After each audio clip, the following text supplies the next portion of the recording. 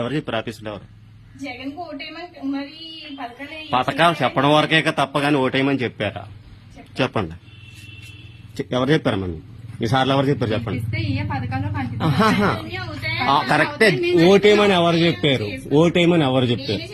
ఎందుకు చెప్పాలి? నీకు చెప్పాల్సిన అవసరం లేదు కదా. జగన్ గెలిపించుకుందామని చెప్తున్నా. అంతే కదా. సరే సరే, ఓకే. మీరు మొత్తం జగనన్న నుంచి లబ్ధి పొందిని 1,06,765 రూపాయలు. ఓకేనా? మళ్ళీ జగన్మోహన్ రెడ్డి గెలిపించి ఓటయ్యింది.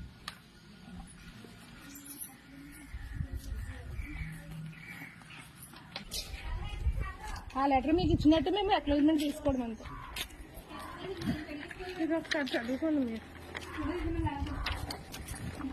అంటే జగనన్న వచ్చిన తర్వాత మీరు ఎంత లబ్ధి పొందారని సర్వే అన్నమాట.